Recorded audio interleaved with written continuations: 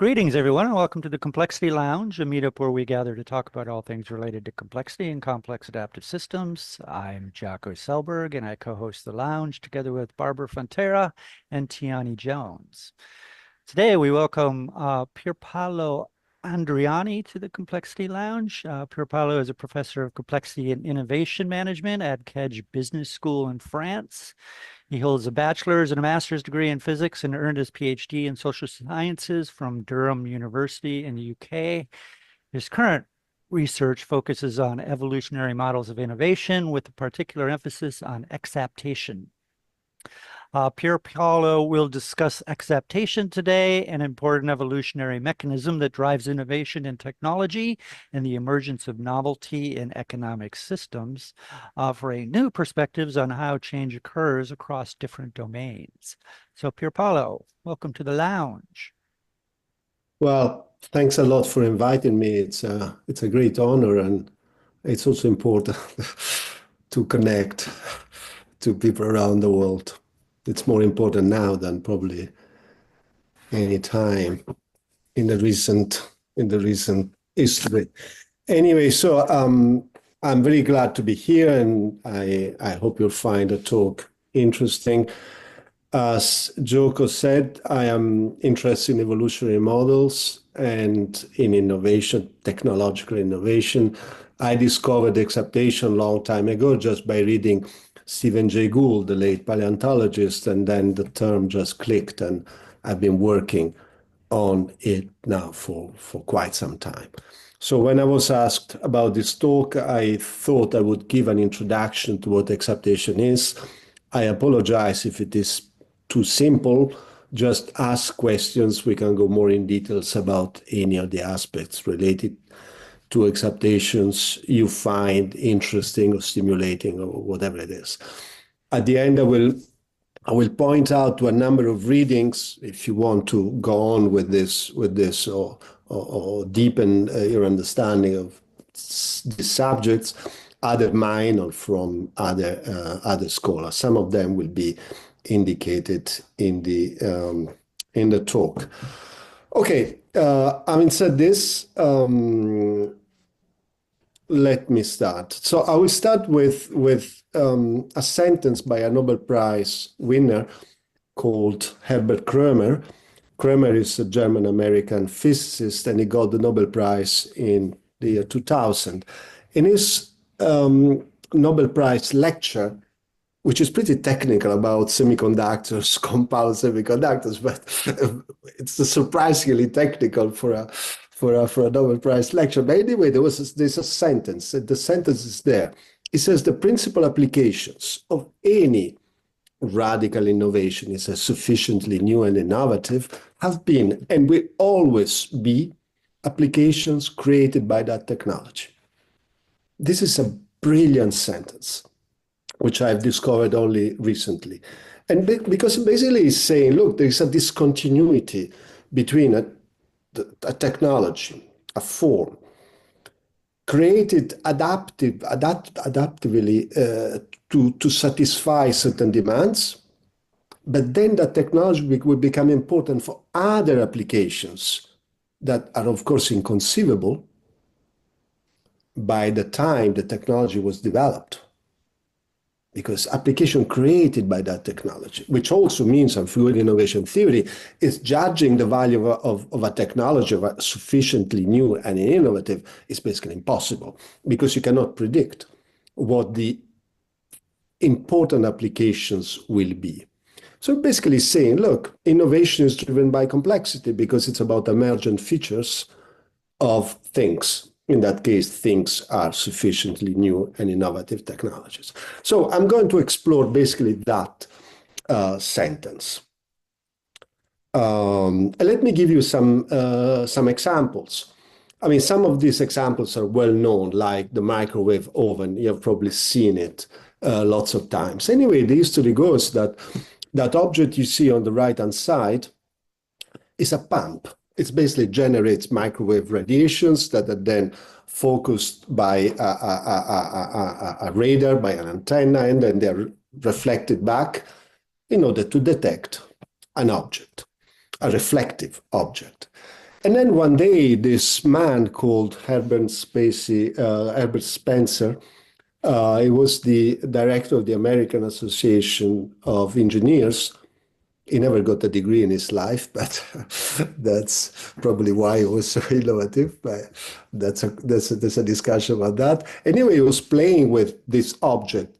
This object, the pump of microwave, is called a magnetron. It was developed in multiple nations, but specifically by the British at the end of the 1930s and the beginning of the 1940s.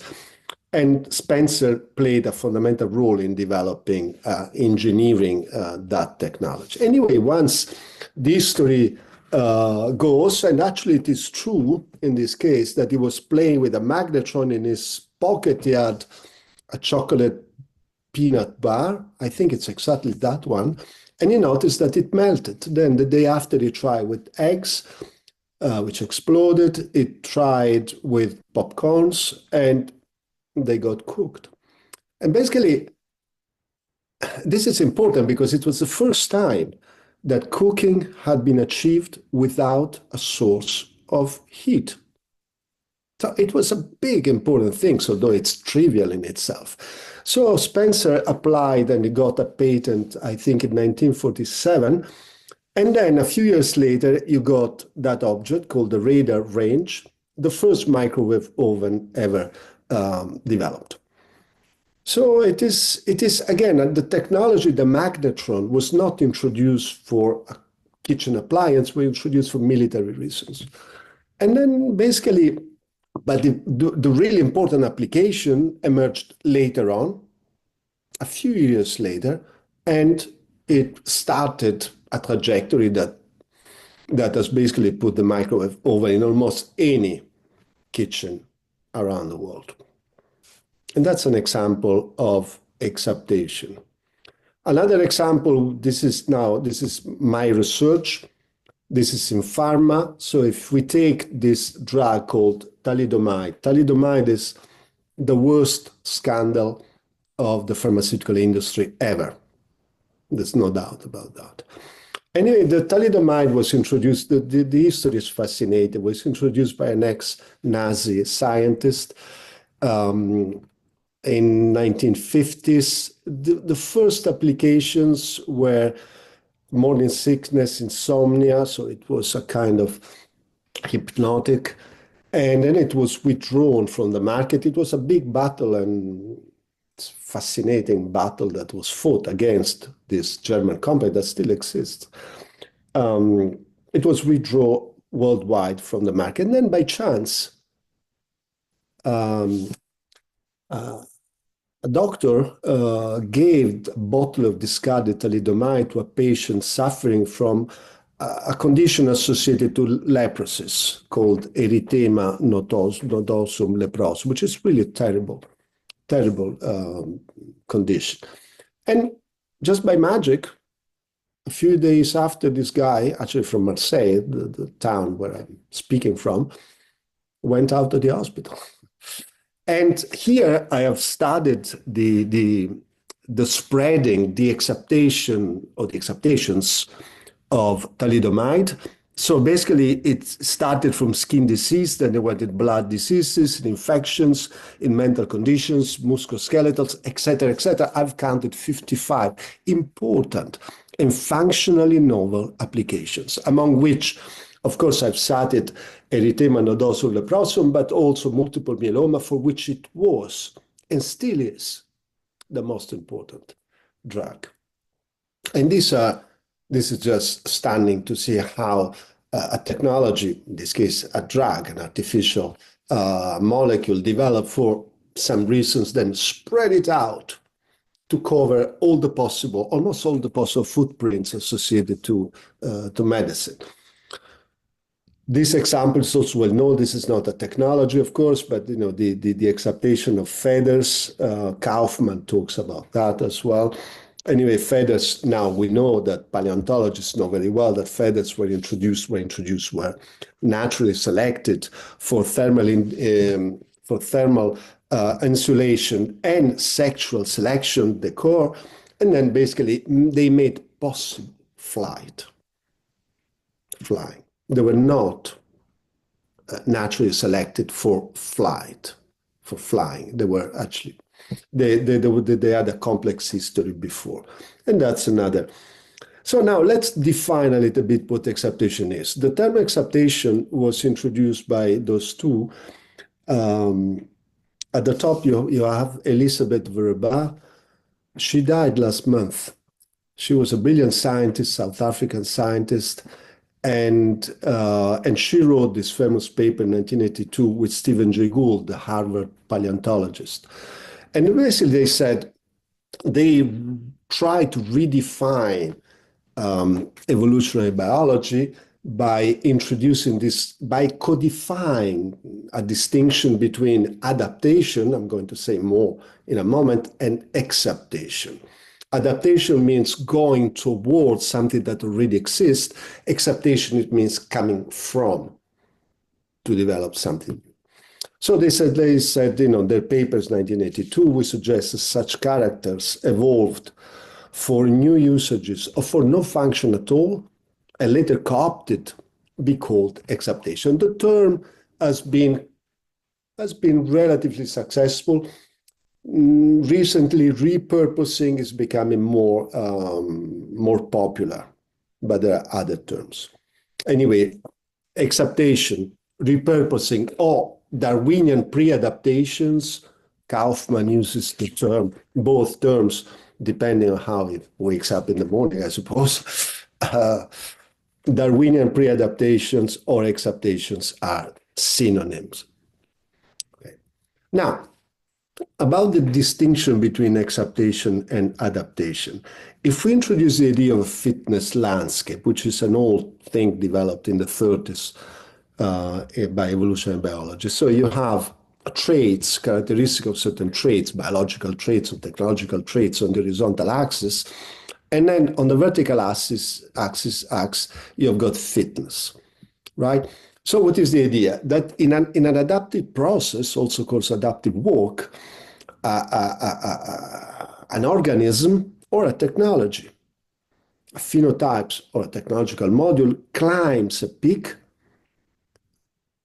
and the steps, which could be random or non-random, it doesn't matter to a certain extent, are selected or not on the basis of a selection function. The selection function just compares fitness before and after. If fitness is higher, then at least this crude interpretation of evolution, then the trait is selected, otherwise it's rejected. What is the result? The result is that organisms or modules evolve, are attracted toward an attractor, which is a peak, and then end up on that peak. But notice that the space is pre-statable, is pre-identified, because the functions are given.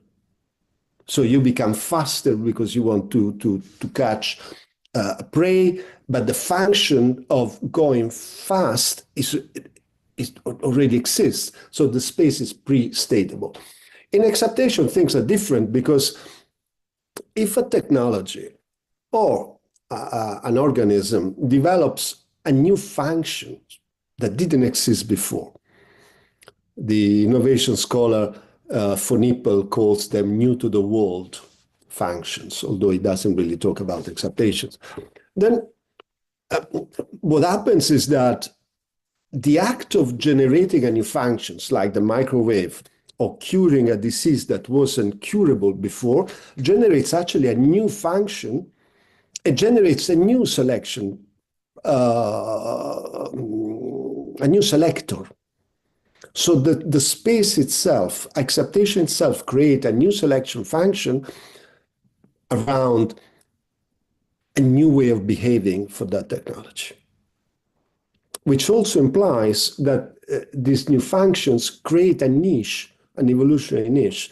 And this basically becomes the basis of a relatively new field in evolutionary biology called niche construction, the past 20 years, 25 years, and so on.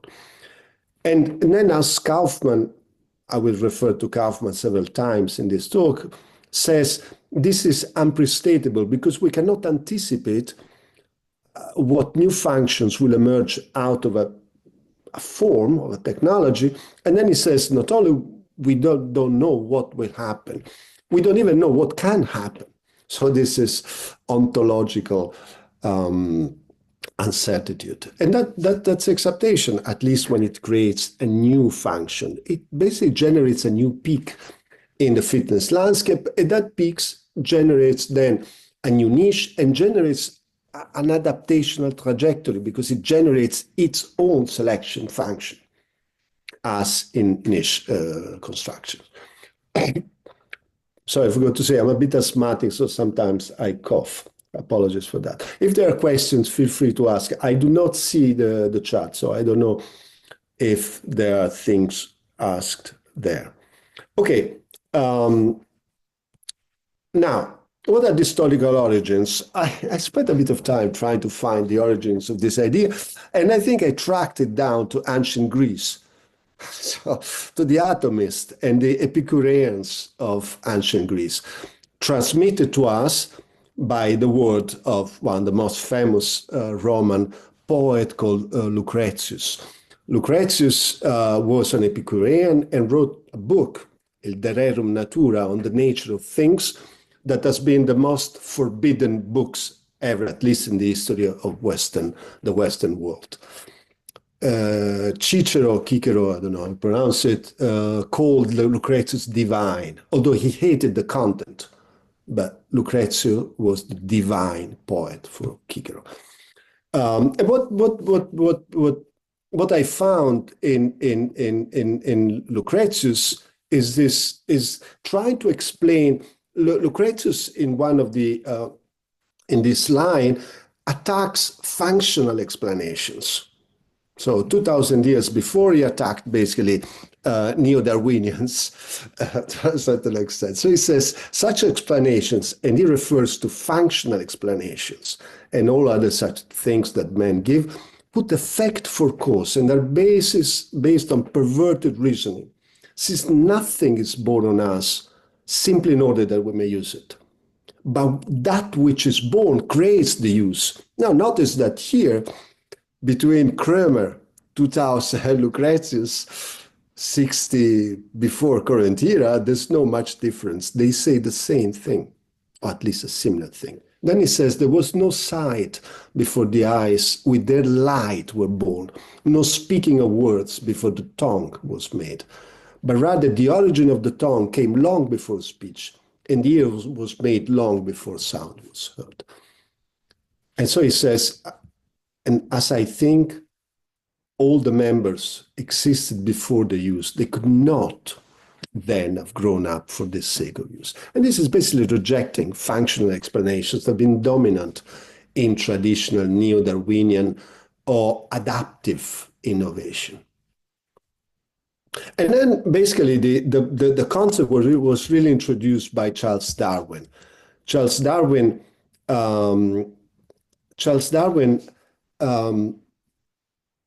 was attacked by a very interesting biologist called Mivart. Mivart was a contrarian. He was born Presbyterian, became Catholic, he was born creationist, became Darwinist, and then he rebelled against Darwinist, and he went on rebelling against everything. Anyway, Mivart raised an objection to natural selection. The objection was, look, it's called the 5% of a wing in a famous essay by Stephen Jay Gould, the Harvard paleontologist. Basically, the point, and here this what Charles Darwin says in the sixth edition, 1871 or 72. So it says,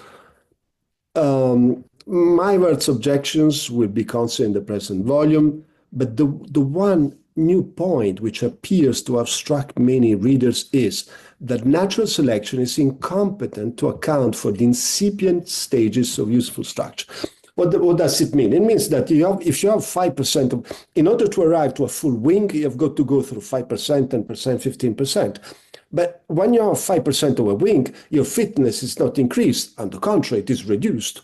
So how do we get, Mivart said, how do we actually get to fully functional beings? And Charles Darwin continued, he said, this subject is intimately connected with that of the gradation of the characters. And then those 5 words have changed history, because he says, often accompanied by a change of function. And that change of function is the key to really most of the exploration of modern world since Charles Darwin.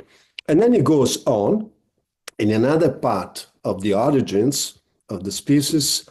He says the illustration of the swim bladder in fish is a good one, because it shows clearly that an organ constructed with one purpose, flotation. So the swim bladder, you basically separate gas from liquid in order to control buoyancy. But once you extract gas from liquid through osmosis, well, you can breathe. And that's the change of function. And that's one of the exaptations in the history of the world. And then, does exaptation matter? There's one point. I need to introduce this point, which I've tried to introduce for many years, but mostly it has been ignored by most scholars writing on exaptation. If you look at a table lamp, right? So a table lamp is a table lamp, right? So, but sometimes you see a table lamp, which actually works as a table lamp, used as a heater. And notice that here, clearly, this is an exaptation because the technology is the same. The technology is the same, but it plays a function with a different purpose, if you want. And actually, the functionality is different, being the technical way it works. In the case of a table lamp, you're using photons, so electromagnetic radiations. In the case of a table lamp to warm up food, you're using something completely different called phonons. Phonons, not photons. Basically, these are quantized state of vibration that creates heat. So it's an exaptation, but that works in a different way. Now, without going into details, just this distinction between function, which is the reason why we buy, adopt, or use certain things, and functionality, which is the technical behavior underlying those uses. So Brian Arthur, one of the other great scholars of modern complexity, basically calls functionality the generic class of functions performed by a technological module. He says, for instance, the GPS functionality is geolocation, whereby the use could be aircraft navigation or locating somebody somewhere, ground location, etc. Okay, but the distinction, function is why we buy something. The use, the purpose behind the use of a certain technology, whereby functionality is a technical behavior that makes possible those uses. That's important because it's at the key of what I'm going to say next. So just to give an example of this functionality distinction, if we go back to the microwave oven, so here we have function on the vertical side, same or different functionality. I repeat, is the generic technical behavior on the horizontal axis. So if you have the magnetron, so a magnetron works within a radar because of the principle of reflections. Microwave oven are sent, microwave radiation, are sent, they are reflected back, and they allow location. The magnetron in a microwave oven works on a completely different principle because it works on absorption of microwave radiation that then creates heat. So the functions are clearly different, so it is an exaptation, but the functionality is different as well. Another example, Viagra is a typical example used, but not in this sense. So sildenafil, that then was later baptized as Viagra, was introduced for a cardiocirculatory condition, angina pectoris. And it works on a specific functionality, which in medicine are called mechanisms of actions, which is basically, it is an inhibitor of a certain molecule, right? Then interestingly, Viagra, which clearly one of the most iconic exaptations ever, the function is different because from angina to erectile dysfunction, it's a completely different function, but the functionality is the same. And then sildenafil was accepted again now in order to control pulmonary arterial hypertension, which is a serious stuff. But now it works on a different functionality, which I've tried to illustrate here. So this is it's rather technical, but the general idea is clear. Viagra works on a pathway, basically control nitric oxide, which then control dilation of vessels. And here are the details, and especially this phosphodiesterase inhibitor. Whereas in pulmonary hypertension, which is clear in exaptation, which is entirely different from both previous uses, the mechanism or the functionality is different. Now, the pathway is different. In this case, is an antagonist of this molecule, this receptor. Okay, so this is the distinction. You can distinguish exaptation based on not only whether they present a new function, why we buy or use certain things, but on the basis of the underlying technical behavior, functionality, or mechanism of action in drugs. I've been trying to push this point for a long time, but so far, this little take-up. Probably because, at least in innovation, most people come from economics or management. They tend to neglect the technical side, which of course is important. Now, does exaptation matter? This is E.O. Wilson, the Harvard evolutionary biologist, the founder of sociobiology. And he says, viewed in this book, which is a good book, viewed from time through time, from the beginning to the attainment to the human condition, each step is a pre-adaptation. And when it says each step, it says basically the emergence of the first bacterium, the emergence of multicellularity, the emergence of intelligence, the emergence of social insects, and then social societies, and so on and so on. It's very clear. Most of it is pre-adaptation, or call it exaptation. Joel Mokyr is probably the most well-known and influential historian of technology and economics, and then he wrote, "Exaptation can be widely documented." This is a very old quote. This is now myself.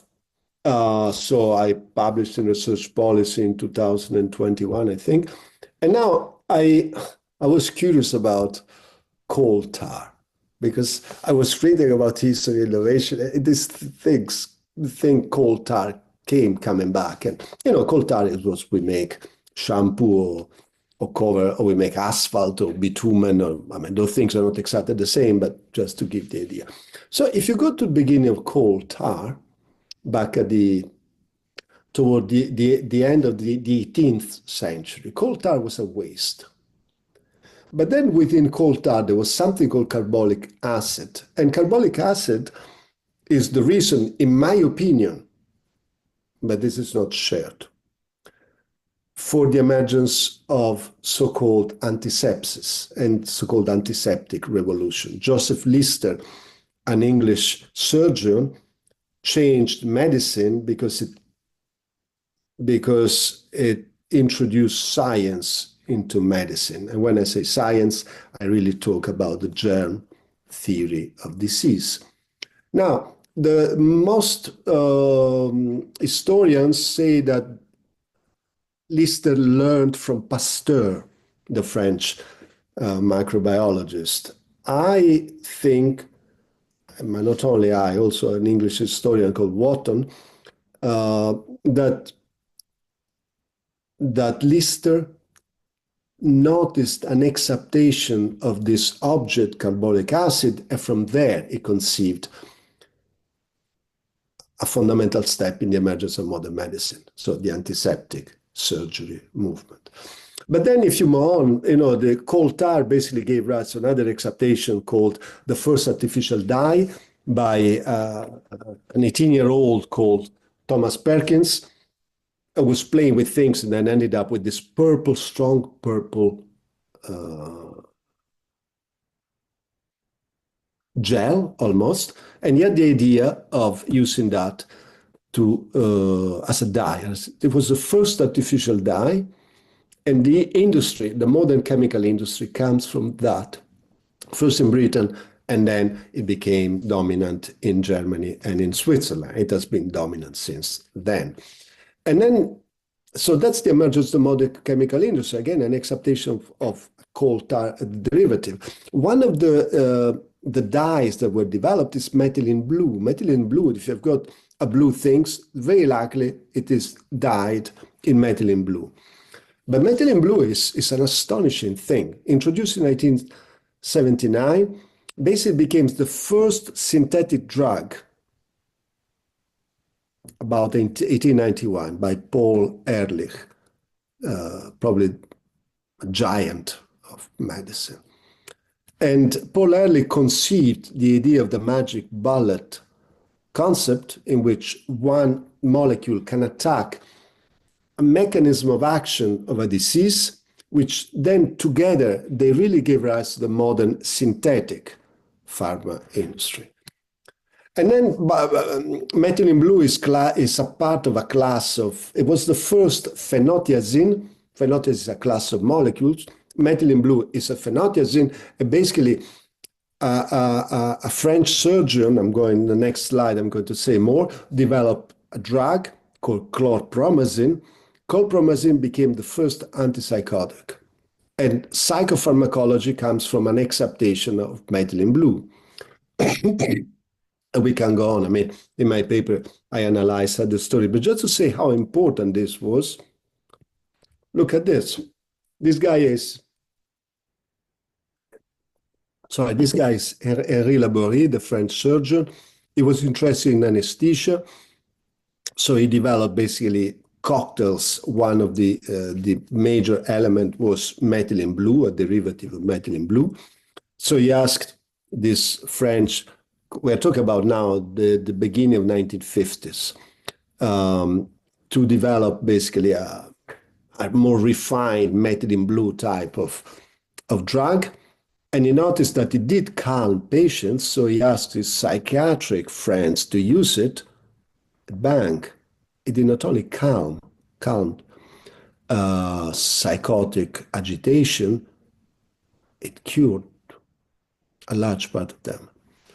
And so here, in an history of drug discovery, which I consulted and I read, it says the number of mentally ill patients interned in psychiatric hospitals decreased, in this case in the US, from about 5.5 million to 400,000 because of an exaptation of a dye. So this is, and that just to stress the point about importance, I tracked word uses or usage. So notice chlorpromazine started to be used basically when it was developed, synthesized at the beginning of the 50s.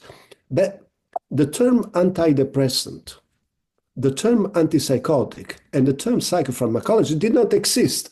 They were created in order to explain a new functionality, which was itself an exaptation of an artificial dye. So this is how important this is. I tried to measure it quantitatively, and this is in this paper here, published in 2017. We took a number of drugs approved in those 3 years, 2000, 1999, 1998, and we counted the new uses, and then we analyzed which of those new uses were functionally novel. So imagine a drug developed for asthma used for rheumatic conditions. That means functionally novel. Well, about 42% were functionally novel. So this is very important in innovation. If there are questions, feel free to ask if there are clarifications and so on. So then Pierpaolo, Chris Matz had Yes, please. one that I think is interesting. He asks if exaptation historically has been more frequently been pulled by a community of needs or pushed by a community of solutions. Well, that's a very interesting point. Now, both exist. There's a nice paper by two Lin and Yang, I think, published in Management Science, and they analyzed exaptation of IKEA, and they found a ratio between the two.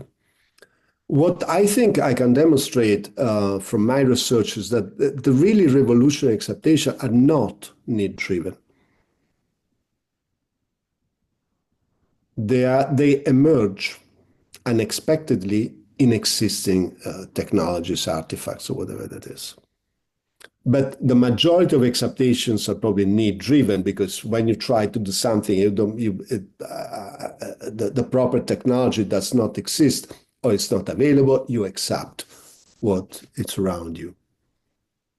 But the revolutionary ones, the ones that create a new peak in a fitness landscape, they're not need-driven. In fact, they live in what I'm going to argue is the invisible adjacent possible. If we want to map, is the answer, does the answer, is the answer okay? Or? Basically, there's a discussion about that. Lin and I think Yang have kind of quantified the example through a study in exaptations hacks, and they found a certain ratio. Now, I don't remember what that ratio is. Chris, do you have a follow-up, or was that okay? No, that's great, because it was really about understanding whether, like, particularly with the story you were telling as well, whether it was the people who wanted to use the thing went and found it and used it, or whether, you know, salesmen went out and sold the product into a new space so thank you. Yeah.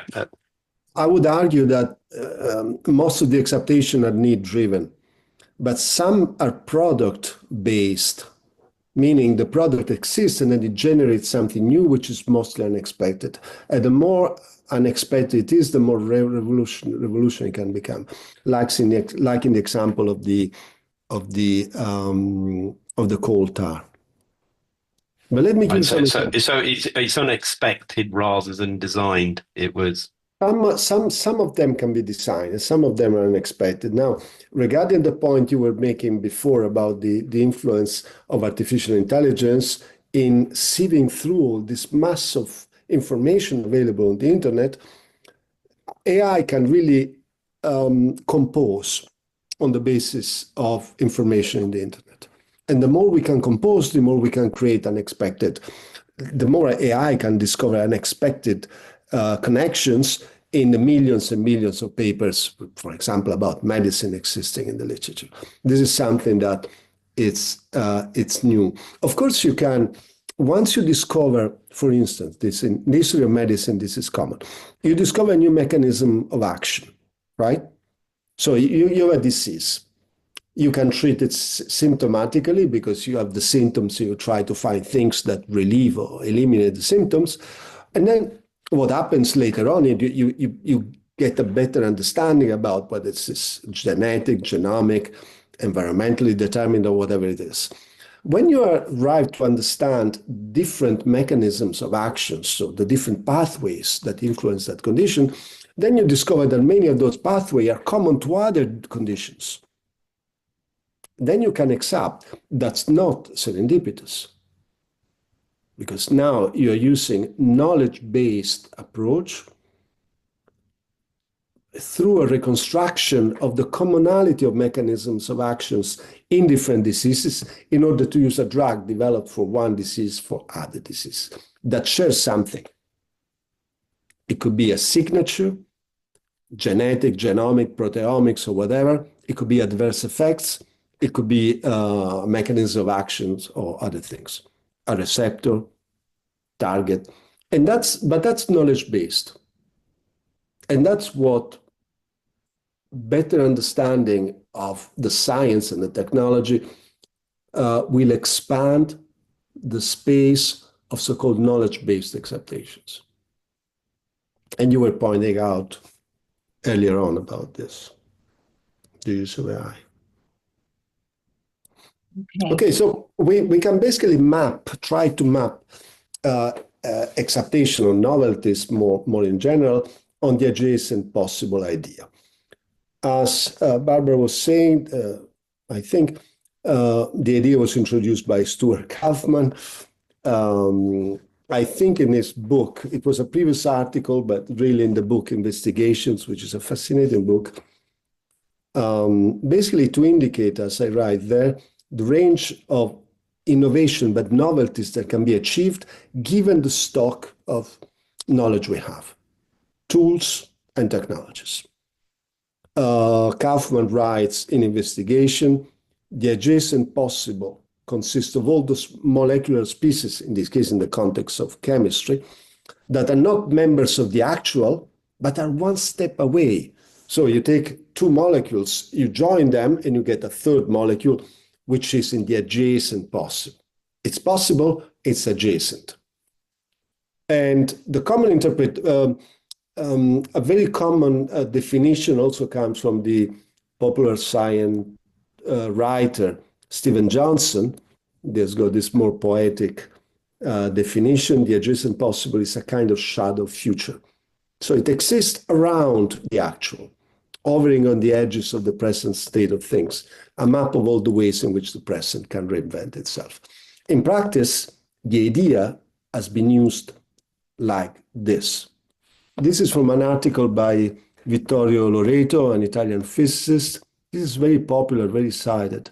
So he says, if the actual are the green nodes, once you get to this node, by mixing it with this node, you can get to the node, to the white node. So the adjacent possible of this actual are the two white nodes. Once you get to this white node, which now it becomes gray because now it's part of the actual, then you can access lots of others. It reveals new possibilities. But then what happens is that this idea, introduced by Kaufman in 2000, has been used mostly in a combinatorial sense. For instance, here, the emergence of the printing press is explained in the sense that you needed 4 components, and once those 4 components were in place, you can actually conceive. So movable type, ink, paper, and the screw press, you can actually produce the printing press. So here the adjacent possible is the way you can combine existing things in order to create new things. And that's fine. But there's a problem I'm going to point out in a moment. Stuart Kaufman himself, more recently, has developed, together with other scientists, what he calls the theory of the adjacent possible, the TAP.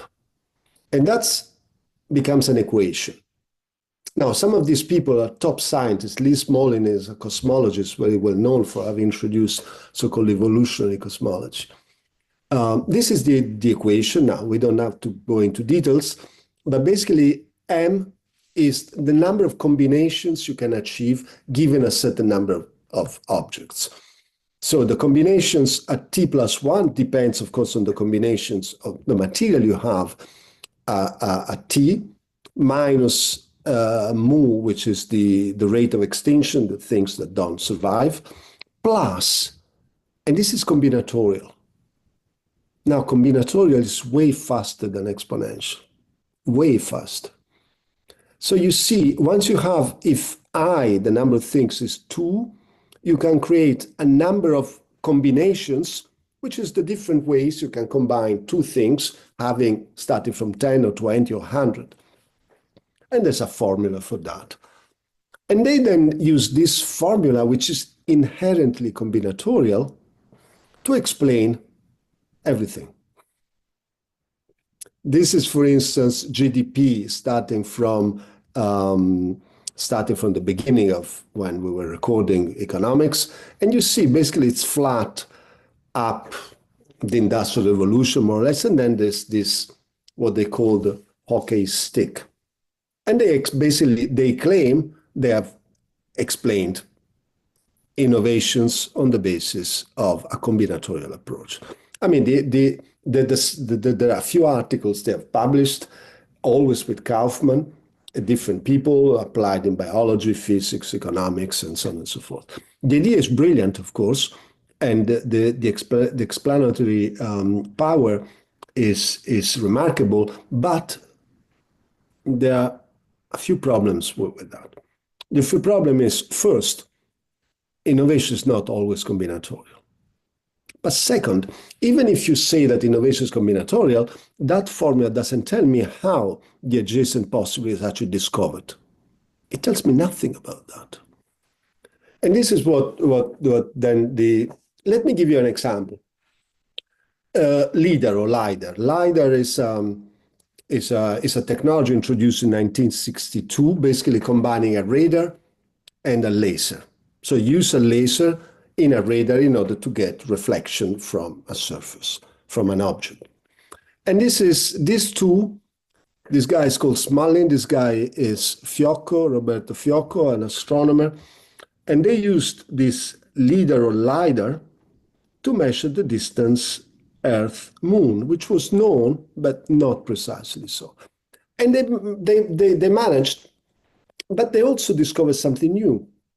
In fact, the third man, which was the boss of the lab, called Ligda, published a paper a couple of years later called Laser Radar Echoes from the Clear Atmosphere. Oh, good. It's a letter, so it's very short, as it was at the time in Nature.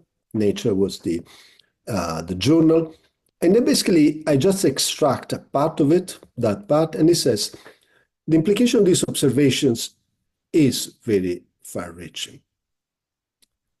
Particulate matter, basically aerosol, is present in some degree throughout all the atmosphere, not only the low atmosphere, but the high atmosphere, where it was not supposed to be there, or nobody had actually thought about that. But once you discover something new, you can actually measure it. So it becomes a functionality. The possibility of mapping the effect of aerosol in the air, and particularly those associated with turbulence, is stunning. So what you notice here is not combinatorial. So you notice that they discover a fact by chance, just by pointing something developed for military reasons to the moon, just for fun. How can we measure it? Let's do it. It was an offside experiment because they had the machine. And then they discovered a functionality. Not only they have a result, they can measure it. And then they discover function, because there are lots of things you can do measuring turbulence. I've not published this.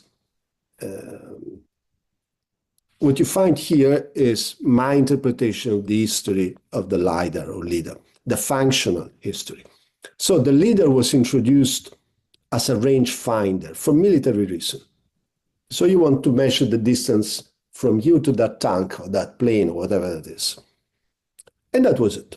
And then with time, it was used for tank detection, weapon guidance, mapping the surface of the loop. And then these applications is what I've just described. It was unexpected, it was surprising, it was the detection of aerosol in the high atmosphere. And that detection gave rise to a number of functions like volcanic ash detection in the high atmosphere, ozone layer profile, cloud distribution detection, tail vortex, wind shear, which is very important where airplane take off, because a wind shear can crash an airplane. In fact, now you find LIDARs in most airports. Wind measurement of pollutants in the high atmosphere, whatever. This is all an explosion of important function in meteorology, in aeronautics, and in pollutants that were enabled by an observation of a fact and the emergence of a new functionality. There's nothing recombinant about this. So the question is, if we ask the question, what was the adjacent possible for the LIDAR, I say LIDAR or LIDAR, in 1962? Well, all of this was detection of aerosol was adjacent. It was possible given the technology.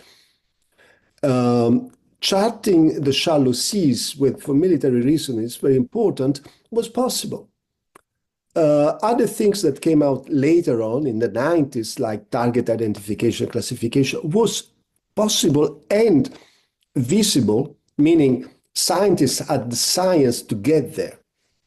Obstacle warning and avoidance, it came up decades later, but it could have been conceived in 1962.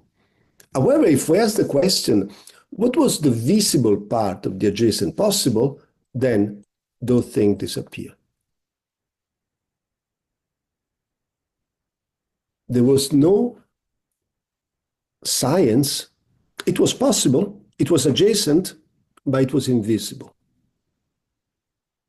So that's truly emergent, true complexity. You cannot plan for it. At least you cannot have a target, explicit target for it. So if we now introduce, if we formalize, but this is my approach. If we formalize this idea of the adjacent possible, and this is one way of representing it, I've been struggling to find a more effective one. So this is, let's say, this is the space of what we know. So with the belief, the technologies, the routines, the institutions, the selection filters, the stock of scientists and technologists, and so on and so forth. Okay, this is what we know. This is the boundary of the current state of scientific and technological knowledge. This is the adjacent possible. Beyond the adjacent possible, well, we have no idea what's there. Scientists in 50 years, they will know things that we cannot even conceive now. Like we can conceive things that Einstein could not even imagine, and so on. Now, let's ask the question, how do I map now the map of the LIDAR on this map? Well, in order to map it, I've got to distinguish between what was visible, it was emergent, and invisible. So I can map the right-hand part, or at least a part of it, there. This is the visible adjacent possible, but the atmospheric LIDAR cannot be mapped together because it was invisible. It was adjacent, it was possible, but was also invisible. So I got to map there. So I've got to divide now the space into the visible adjacent possible and the invisible adjacent possible.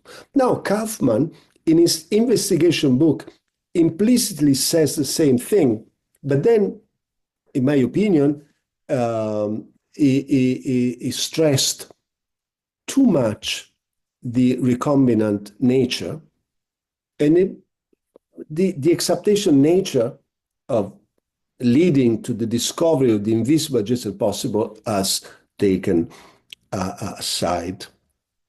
So basically, you can now say that the adjacent possible is divided in two areas.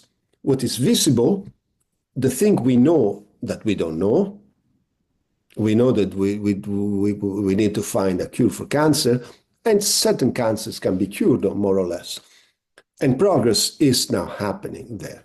But then there's an area which is still possible and adjacent. So just one step away from what we know. We have the technology, we have the science, but we don't know even that exists. We are ignorant about the existence of that. What exaptation does is to take this area and transform and bring it to the visible part. This is what the atmospheric LIDAR is about. Revealing that there's a space of ignorance we were ignorant about, and transferring that into the visible part. It's like shifting this certain points toward the left-hand side in order to expand the visible space. And this is, I think, what AI has been doing and will increasingly do. Expand the space of the visible adjacent possible and reducing the invisible. Of course, the more you discover, the more ignorant you become, because there's way more to discover. So ignorance never decreases. I mean, we really are, if we are professors, we are professors of ignorance, and that's a matter of pride. not a matter of contempt. And that's it. Just another example. I've studied the blockchain now, a bit less now, but I did it a few years back.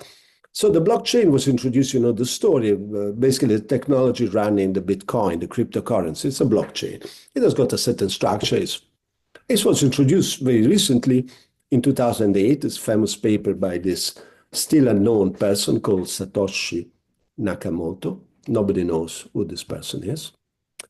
Or maybe it's a group of people, maybe it's an alien or she's an alien, nobody knows really. You can speculate, or maybe it's a computer, a form of artificial intelligence. Satoshi Nakamoto.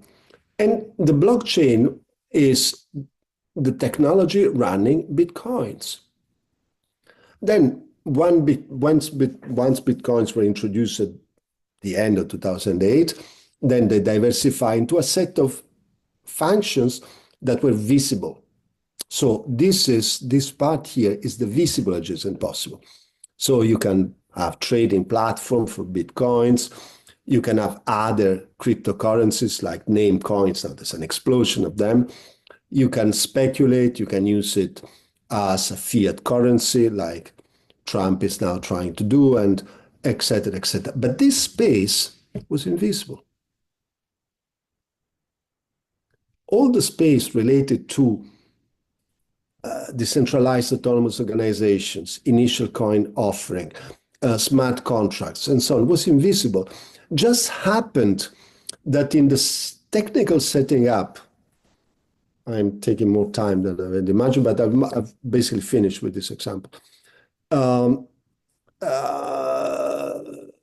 coders that developed basically the blockchain left a space that could be programmed. And then somebody, because it was there, somebody had the idea that I can color the coin, a Bitcoin. And then from there, they went on to develop digital assets in which you can program currency. The Bitcoin is fungible because it's supposed to be a currency like any other currency. But once you program that for specific operations, then it becomes non-fungible. And then so you create scarcity in digital assets that until that point had been non-scarce. And then there was the explosion, of course, of decentralized autonomous organization and smart contracts and traceability based on the blockchain, non-fungible tokens, and so on and so forth. This space in red, in my opinion, and now I'm not an expert of this, and was invisible, the invisible adjacent possible at the time Satoshi Nakamoto published that paper in December 2008. So only in 2015, the first attempts were made, but they were made because the color coins, because there was that space of programmability inserted, but not with the idea of programmability in itself.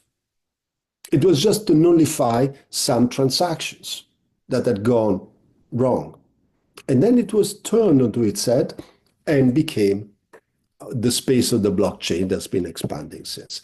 And I close with this. So my conclusions. Exaptation is really about complexity because it's about emergence, especially for when forms, technologies show emergent behaviors that had been unsuspected, like in the case of the coal tar or the atmospheric LIDAR and so on.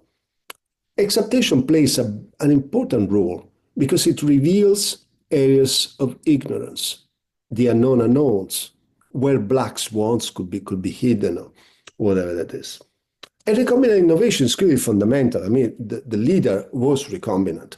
But the recombination didn't create any new function per se. It just improved functions like the rangefinder that already existed. But then by the simple fact of existing, when exposed to new contexts, in this case, to measuring the distance Earth-Moon, so non-military applications, it revealed new facts and new functionalities. Those functionalities opened up areas of, revealed the invisible adjacent possible. And that's what I wanted to say. We can go off in many directions. If you want to read something more about that, I definitely suggest reading that book by Kaufman, the 2000 Investigations. My paper, I can send them to Barbara. There are 3 or 4 plus other papers. That the paper about IKEA hacks is a very good paper.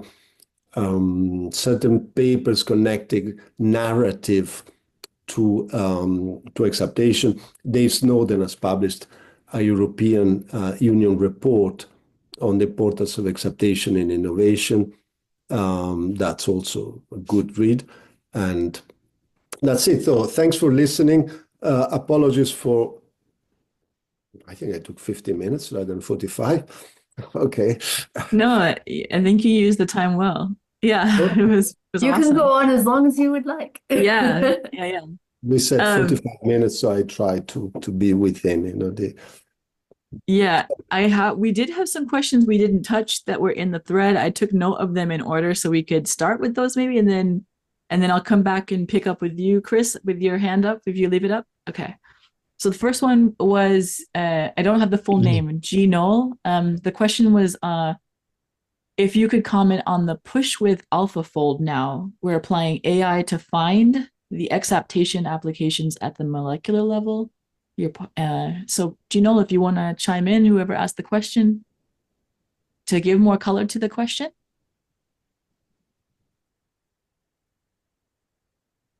That would be me. Hi, Pierpaolo. Hi.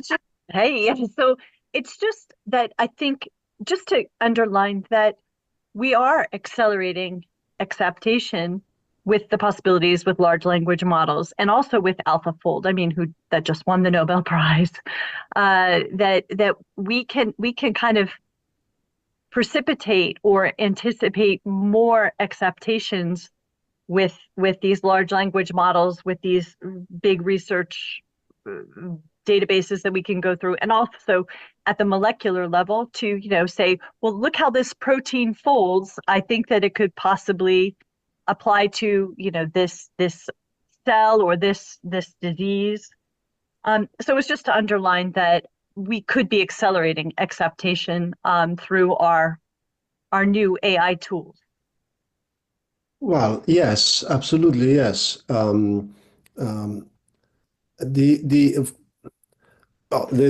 a technical point. Proteins important for multicellular organisms are not ordered, are disordered, and they are very modular. So they're not driven by mutation; they are driven by basic modular recombination, and they are disordered. So I'm not sure how AlphaFold can actually model them. So that's, the point is that if we know nothing about the system, then we can just hope in serendipity. If we know something about the system, we can use what a pharmacologist, Murteira, called the fishing approach. It's a metaphor, of course. So we just have a hook, and we see which receptors or which proteins just latch on to this bait, or vice versa. And of course that's what AI can do, because this combinatorial capacity that AI has can really create, on the basis of the availability of big data, real world data as they're called, is just astonishing. So we saw that in action during the COVID, in which many of the candidates, at least, then very few of them worked, but some of them worked, were selected based on the fishing approach. So you do high throughput screening. So you have, let's say, the virus of whatever virus, COVID or anyone, and you see which of the existing thousands of pharmacological molecules somehow affects that. That's fishing. You still don't understand really how it works, but you've got enough understanding about receptors in order to, so mechanisms of actions. And then, of course, there's the next step. When really we understand how it works, then we can reconstruct knowledge base and formulate hypotheses. And then that's where exaptation becomes very much knowledge-driven and way less serendipity-driven. So what has been happening, and the AI, in my opinion, will reinforce, I've been trying to measure this, so I've got some initial results there, is this spectrum. Exaptation has gone from being either need-driven or serendipity-driven to being more fishing. Of course, I've got to select a range of inputs and outputs, and then knowledge-based, hypothesis-driven. And this diversification of exaptation that AI will contribute probably massively, although we don't have enough data yet to prove. But yes, we've got millions of papers, pharma-related, and clearly we don't have the capacity to spot the connections. Only artificial intelligence can do that for us.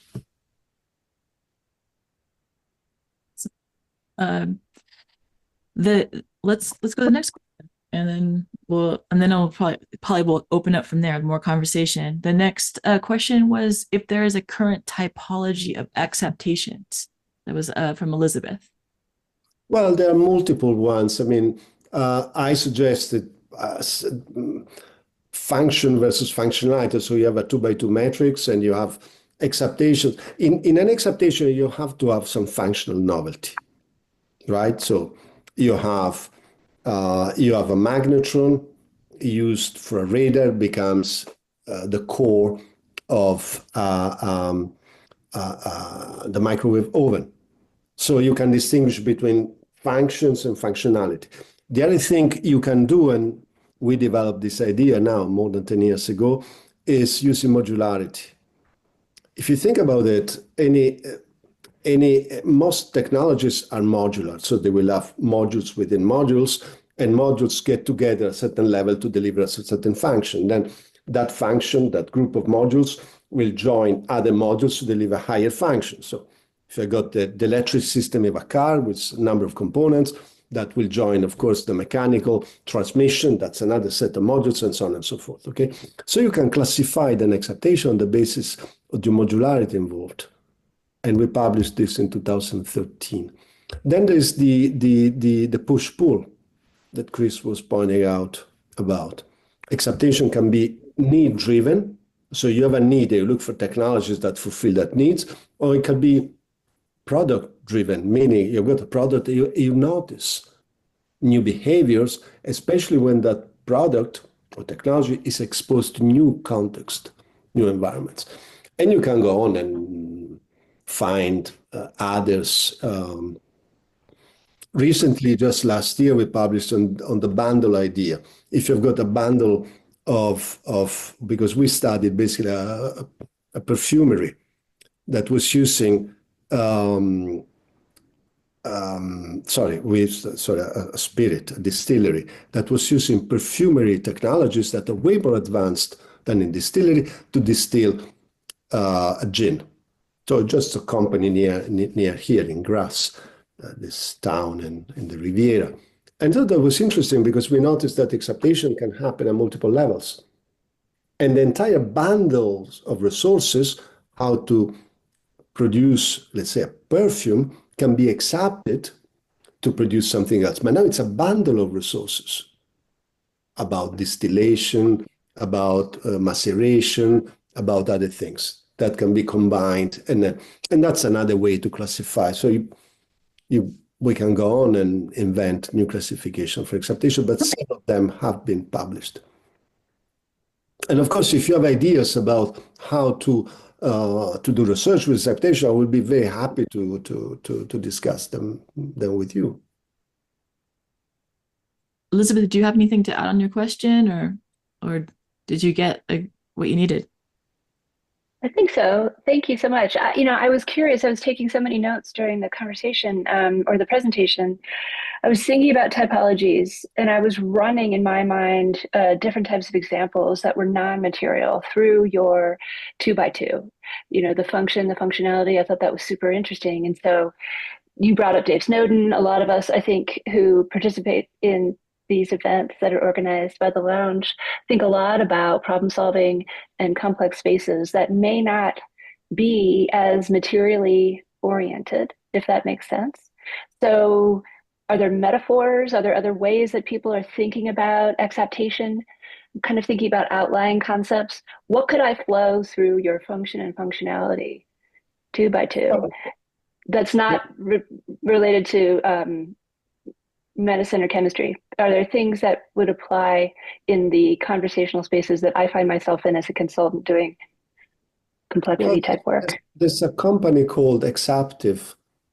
Is an engineer from MIT, no, a software scientist originally from MIT. And I apologize, I said I'm a bit asthmatic when I talk then. So Exaptive is I think it's a consultancy. I think it's still operating, but I don't know. And based, I think, in San Francisco, if I remember well. And so they basically they record conversations among people, and they try to find some kind of commonalities driving to exaptation. Especially, they also organize groups like hackathons in which they put together different people, and on the basis of the conversations, they drive the possibility of exaptation. So yes, I used material examples because I was a physicist or engineer, so that's my world. That's the world I understand.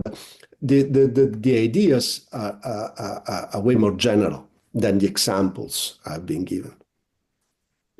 Pierpaolo, I put I think this is the company Exaptive.com. They seem in San Francisco, they still seem to be in operation. So Elizabeth, you might want to follow that link and see what happens.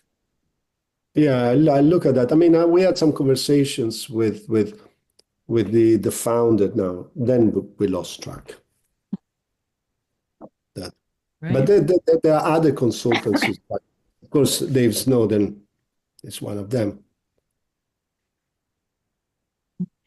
Our next question was from Sandra about other types of exaptation, different and exclusive of combinatorial exaptation. Yeah, I think. Do you want to add some more? Arena or Elizabeth, in asking about the typologies, address that. Thank you. Oh, okay, awesome. Let's see, Dave. The next question is, could one argue many adjacent possibilities are discovered accidentally, i.e. someone is doing something and have, that's an interesting moment, and that's serendipity, I guess, is what you're referring to, maybe? Well, actually, there's a beautiful book by ex-Bell Labs. I can send you basically one that's got a difficult name, Naranayamurthy. So originally Indian, of course, maybe Indian. The other is called Tsao. They were both managers at the Bell Labs. They're both physicists, expert in semiconductors and so on. And they published this beautiful book called The Genesis of Technoscientific Revolutions. And they argue, they have got a beautiful model, way more complex than what I've been presenting, in which exaptation plays a fundamental role. And they argue that research is really about surprises. So if you don't set up an organization that can deal and build on surprises, you're not doing research, you're doing development. There's nothing wrong with that. But development is target-driven. Research is surprise-driven. And there's a chapter in the book which is all about how to manage these organizations. And Bell Labs is the example they discuss. Together with Gino Catani of New York University, we studied Corning, the specialty glass, and we published last year. And so we reconstructed the history of photosynthetic glasses, the glass that react basically with light. And we basically show how well, we didn't show, I mean, Cornick scientists and managers did show it. We just publicize it, if you want. But basically, in Cornick, they have this attitude that the technology developed at a moment in time may actually become useful 30 years later, 40 years later. You have to keep the memory, you have to keep the people. And in fact, the famous case of the Gorilla Glass, that, it's very famous. It's basically all mobile phones will have a glass which is scratch resistant and so on. And the technology will be developed back in the 60s and it failed. And then Steve Jobs, 6 months before launching the first iPhone, went to Tim Wendel, the CEO, sorry, the CEO of Corning. And he said, look, in 6 months, I want millions of 1.5 thick, scratch resistant, et cetera, resistant. You've got 6 months to do it. Tim Wendel said impossible. And then he was caught in this distortion field that Steve Jobs was very good at creating. But basically what happens is that they discovered not only that this glass already existed within Corning, they discovered a manufacture technique they had developed decades earlier. They put the two things together, bang, you get the Gorilla Glass. By the way, this is not Gorilla Glass, it's a glass ceramic. Now, glass ceramic is another incredible discovery of Corning that was done in the 50s and didn't find applications at the beginning. And now if you go to any cooktop, the inductive cooktop, if you use a glass ceramic. I can't remember if I forgot to mention or I said it, but yeah, he said stay off of it for 2 hours. Yeah, he said. Sorry about that, Pierpaolo. So basically, the issue is, yes, I mean, if you're in the business of discovering the invisible adjacent possible, that's possible. Okay, and Corning, the Bell Labs, 3M, those organizations that have built an organizational set of routines and style that enable surprises to emerge and be exploited, be understood and be exploited. I'm sorry, I just wondered, what was the name of the book you mentioned by the Bell Labs? The Genesis of Techno-Scientific Revolutions. The Genesis okay, that's the one. I was trying to drop a link in. Yeah, that one Thank you. looks really interesting. Okay, Sandra, you had one more. Oh, sorry, go ahead, Pierpaolo. No, I said it's a fascinating book. Oh, okay. Sandra, you had one more question around exaptation and anthropocomplexity for examples for that. Yeah, and we addressed that a little, but I'd be delighted to hear more examples of exaptation in human systems.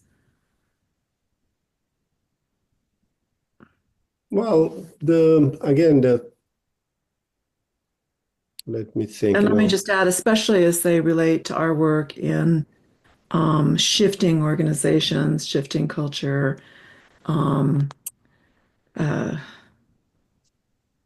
Well, I mean, Dave Snowden is the world expert for that. So I can don't let that intimidate you.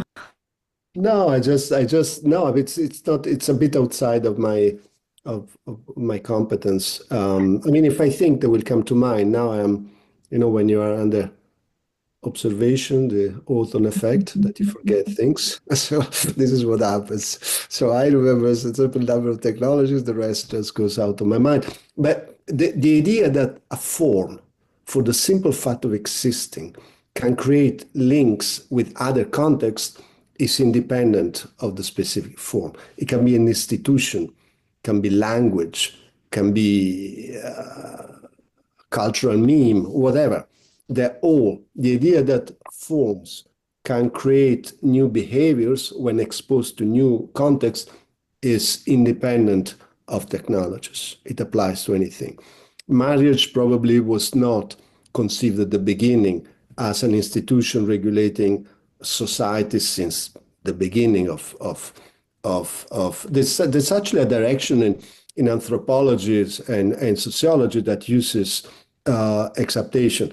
Another example, Chomsky, the linguist, now is very, very old, but Chomsky is an exaptationist because he thinks that grammar and so on, syntax, are exaptations of other things. So if you go to Chomsky, psychologists have been using the concept for quite some time before the management people. We joined to a certain extent later. I don't remember now the name of the evolutionary sociologists or anthropologists, but I can find them, I can retrieve them. And that's in human systems. That's generating some thoughts. I appreciate it. I will look for. I remember once I met this sociologist, and that was many years ago. The other thing, paleontologists have been keen on this subject too. Well, they're historians. All historians are kind of sensitive to this. Well, Pierpaolo, if you think of anything, you can send the links along, and when we post the video, we'll put them in the description as well. So can I send them tomorrow? You can, yes. The video won't be ready for a while, so. Okay. I'll try to do it. And tomorrow. that means all of you will have to watch the video. That's Awesome. I put the next folks up in order. So Chris, you've had your hand up for a little while, so have you next, and then Peter, I know you have a question that you actually wrote in the channel, but then you raised your hand as well, so we'll go to you next, and then Kyle. All right, thanks, Pierpaolo. A fantastic talk, really enjoyed it. Given that often with this exaptation, it's kind of like from one field to another, how important do you think sense-making is in terms of the pre-exaptation stage and the post-exaptation? By sense-making, I mean the real sense-making by like Carl Weick and Catherine Sutcliffe. No, I'm not an expert of sense-making per se, but imagine that you notice something unusual. What happens, I mean, Winston Churchill had this sentence that most, in this case, men, because he was talking in another era, he said, most men will stumble upon the truth and will hurry on as if nothing had happened. So you need to recognize it. Let me give an example. The war on cancer. So President Nixon launched in 1971 the war on cancer. Now, the fact that it was called war is important because it was strongly target-driven. If you discover something that was not contributing directly to the objective of the war, it was discarded. The results of the billions spent in the war on cancer were zero. Zero. Only later, tamoxifen, the drug used for a certain type of breast cancer was discovered. Only later, and indirectly. So if you have target-driven research, you just ignore all the rest. And that's what's been happening increasingly in the past decades. We are more and more target-driven and less sensitive to the unusual patterns that sense-making, of course, helps to discover. You've got to notice them first. You've got to understand them. Because if I notice something that unusual, but it is in chemistry, I know nothing about chemistry, I just ignore it, right? But if there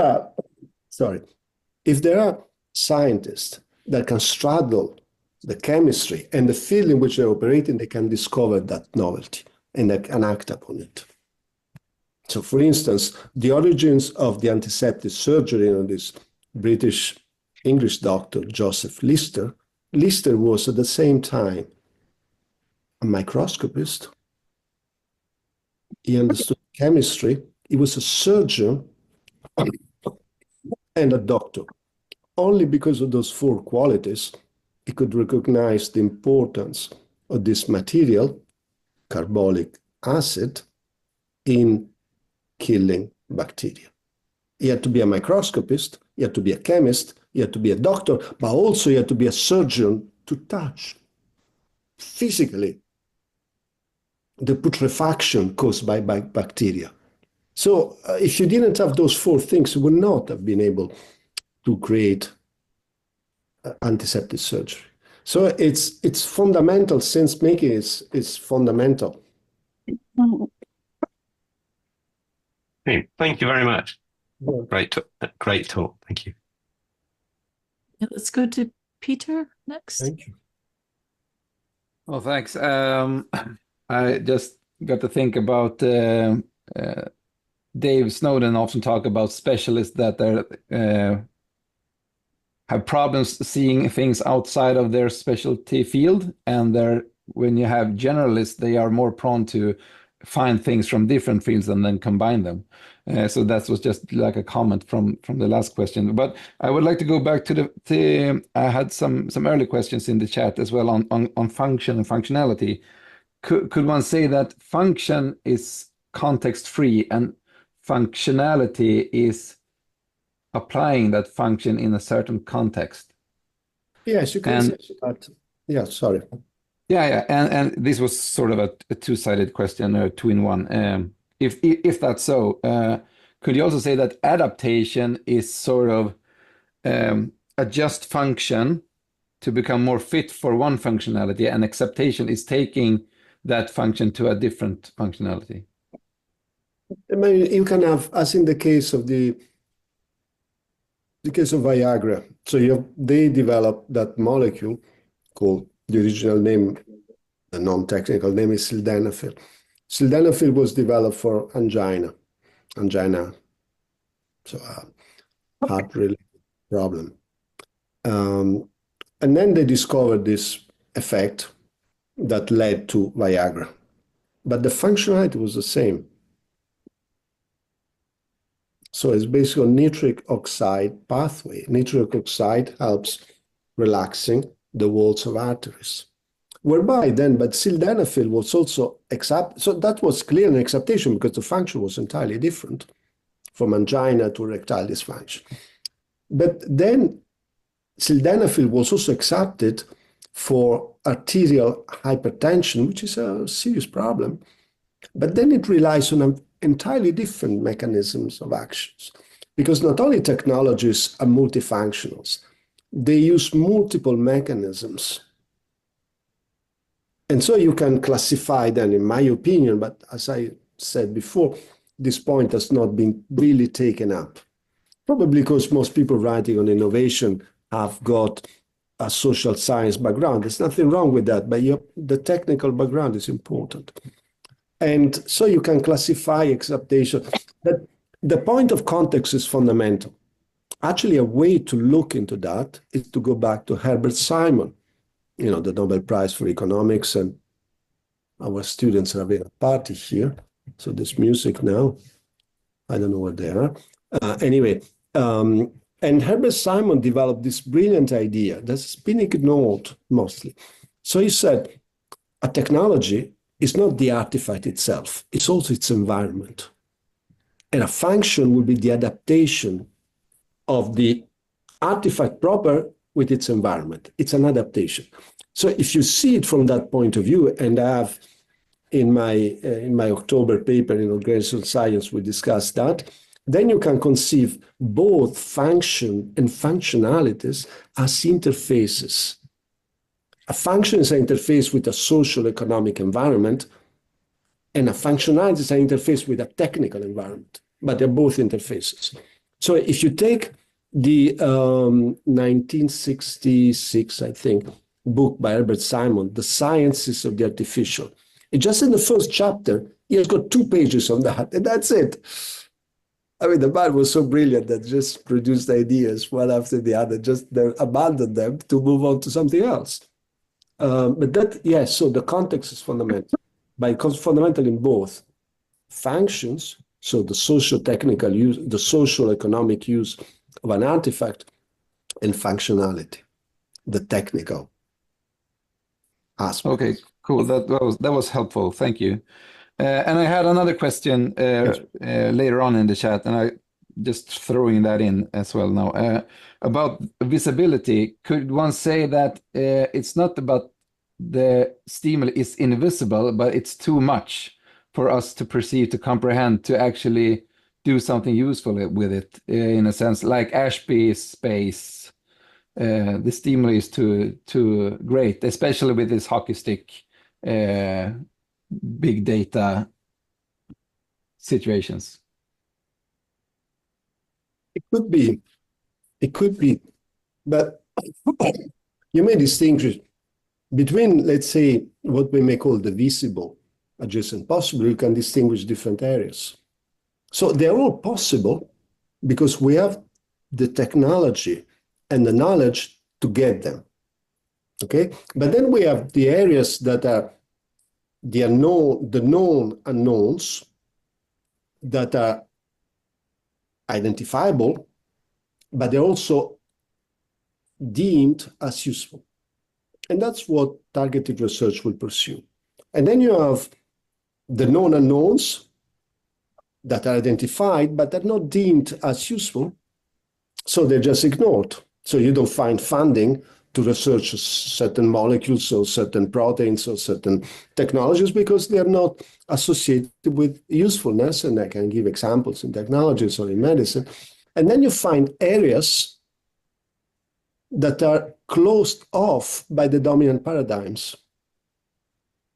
So if you believe that all diseases are infective, are based on bacteria or parasites or fungi, then of course you ignore diseases related to lack of vitamins, like pellagra, and so on and so forth. So there are multiple areas in the visible, adjacent, possible, and they can be managed in different ways. However, there's also the invisible part, which may be not only, which is achievable, but just unknown, like in the case of the atmospheric LIDAR applications. So then, of course, you can take the concept and dig in and produce new typologies or classifications and identify management styles that may be more or less organizational structures that are more or less conducive to certain types of exploration of the adjacent possible. Is it almost like a topography? The adjacent possible is just the nearest peak. You can't see beyond the nearest peak, in a sense. You can't, simply can't, because, you can't say, let's say, now, for instance, in cancer research, something interesting going on, because for the first time in the history of clinical trials, there actually have been clinical trials with 100% success, 100%. That's unheard of. Okay, small numbers, 10 patients clearly selected. But because doctors, scientists, biologists, technologists understand the molecular mechanisms behind cancer, they can design to a certain extent drugs that exactly target that type of cancer. But of course, that patients have to have that genetic profile that responds to those medicines. But that's incredible. That's very hopeful, of course. But yes, the more you know, the more you can design and accept the existing. I'm not sure if I went off the tangent or I answered your question. No, it was helpful. Thank you. Okay, thanks. Wow, you're up. Well, thank you. So I apologize. This is kind of a poorly formed question, but I have enough confidence we'll get there that I was able to raise my hand. So you mentioned very early on, and I'm sort of paraphrasing here, that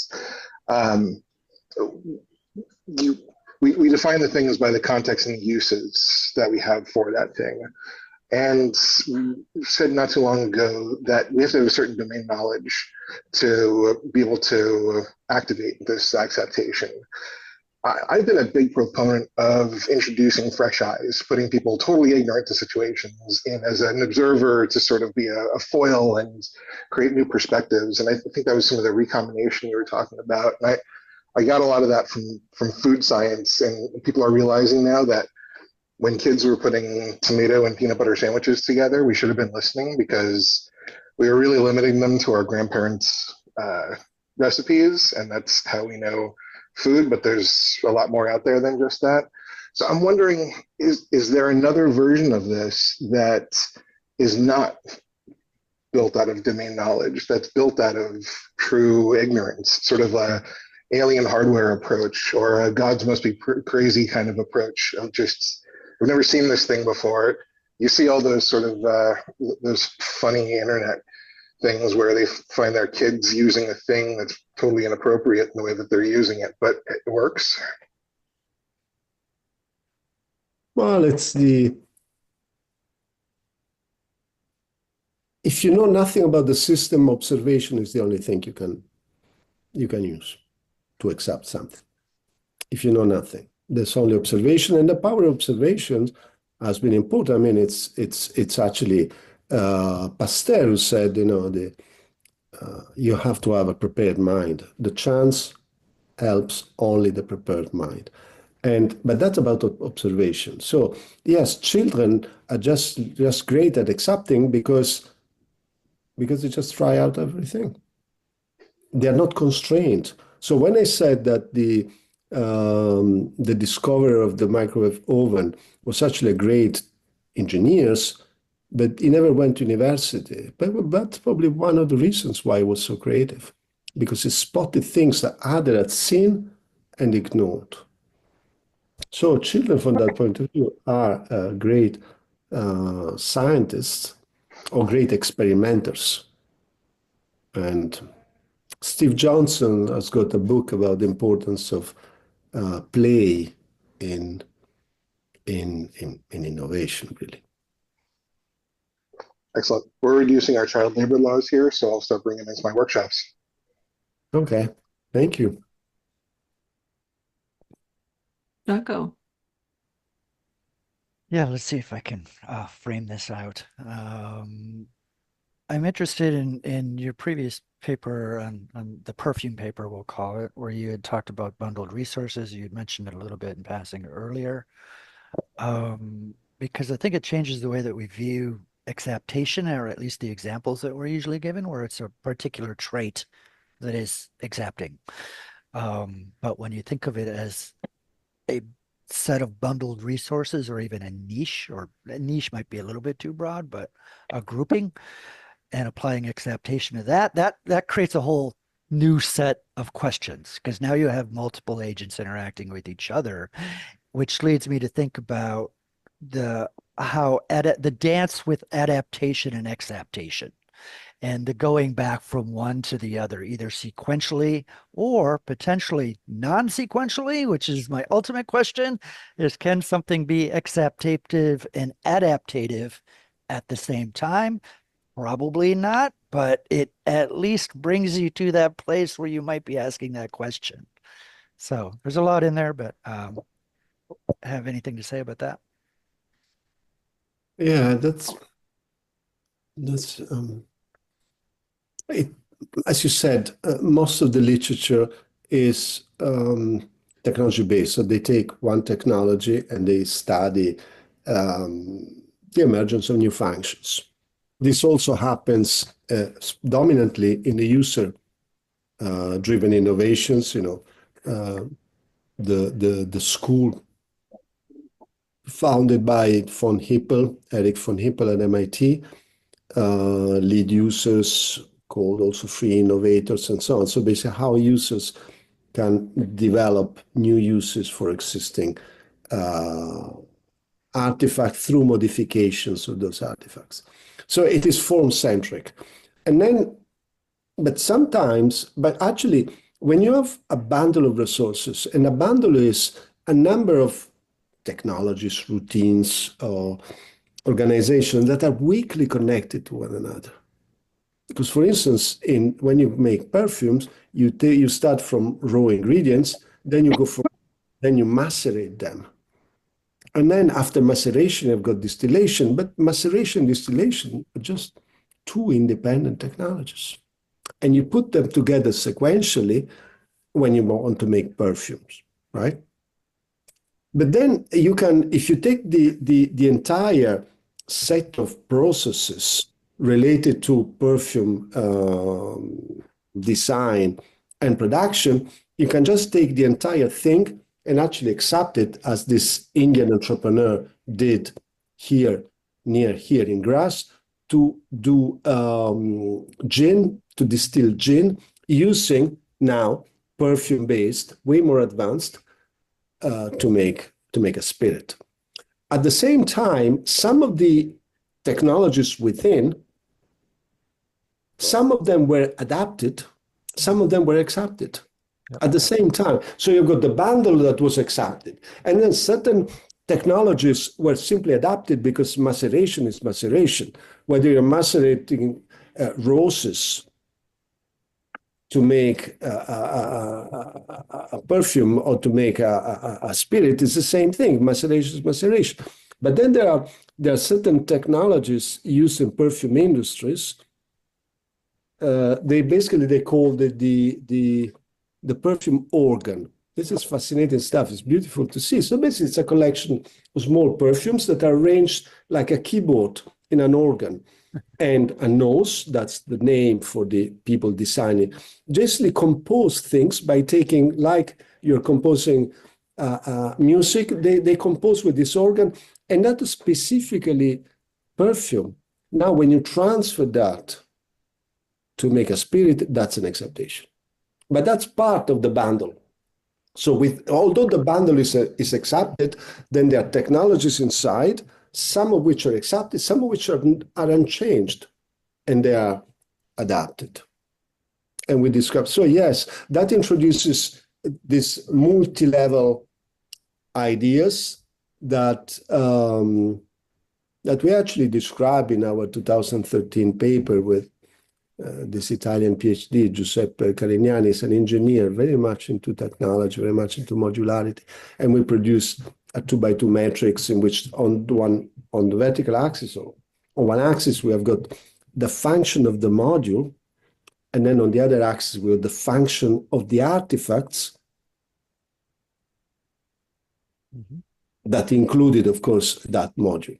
And you can have the four cases.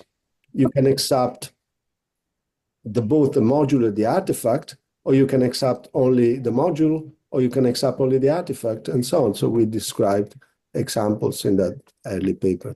So there's that. But the bundle is something new, because those technologies are autonomous, are independent from one another. So that's new.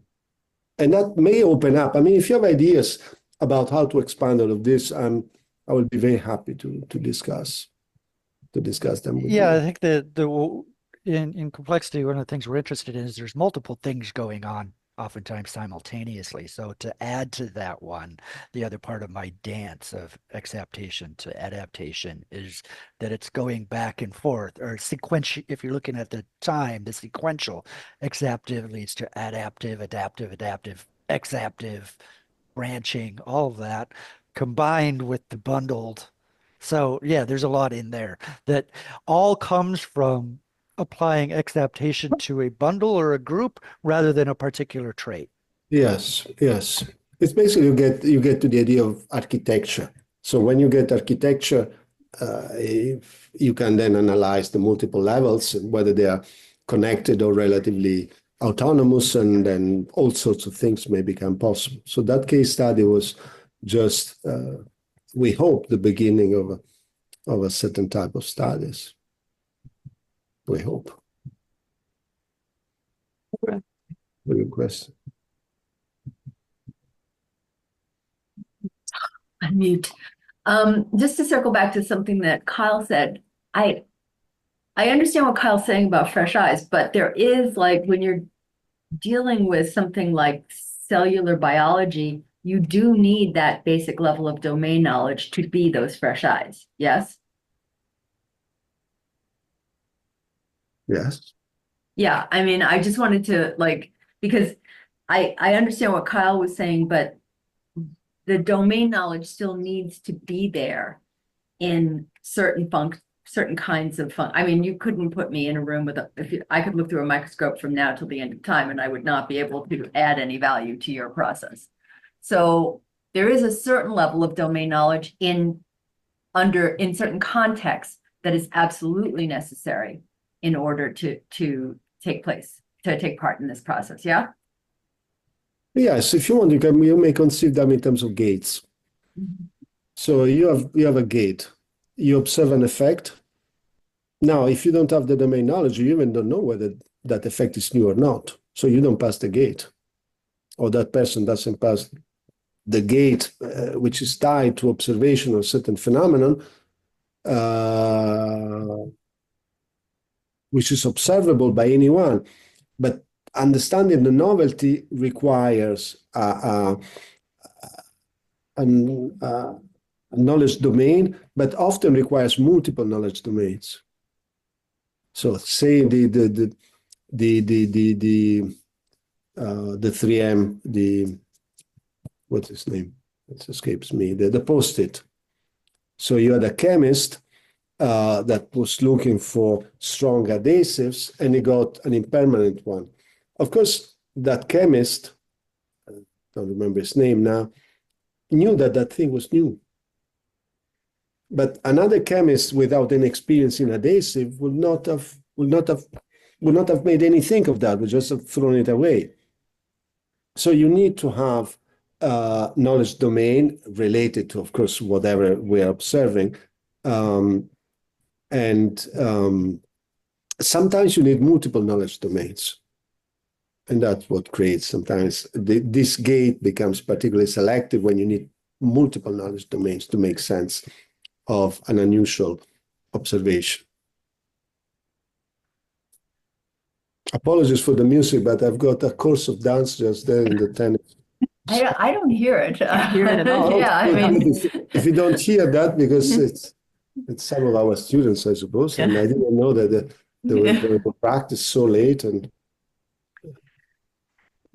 are there any other questions? I had one that kind of connects a little bit to what this line of thinking around the knowledge domain. And so I made a note when you were speaking about whether acceptation matters, and then you got to this invisible adjacent possible. In between there, I noticed something.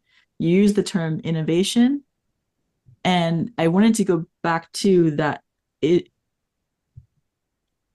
Are adaptation and acceptation both innovation, or would you say that acceptation is an innovation? And the reason why I've always thought of innovation as the enacting of novelty. So versus like something novel and new and then enacting, like taking that somewhere. That's kind of how I always think about it. But they could have other meanings to other people or in other contexts.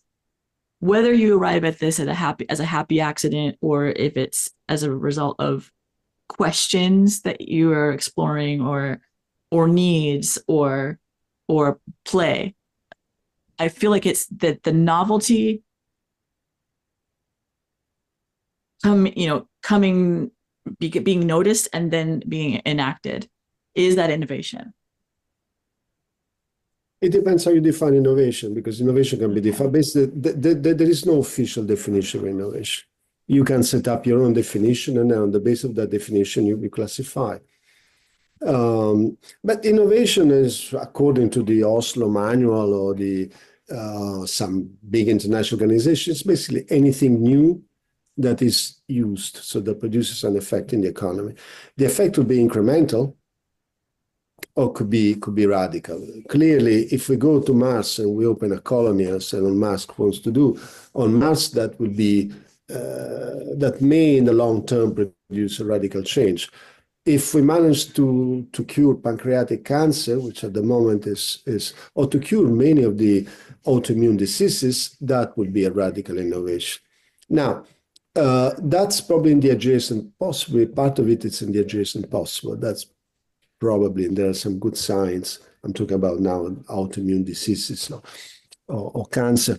but also, you know, when you went from the internal combustion car to the electric car, that was at the beginning, it's not particularly radical because the science and technology was there, and you drive it it's almost the same thing. But it is an innovation, although the effect at the beginning is small. So you can classify innovation according to all the different parameters you want to use, and any different parameter, of course, will create a different classification, a different set of classifications.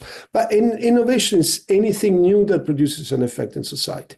That effect could be small, incremental, like just a better aspirin without fewer contaminants. You know, there's always some contaminants, and some people react. Reduce the level of contaminants from 0.01 gram or whatever percent to 0.000. That's an innovation.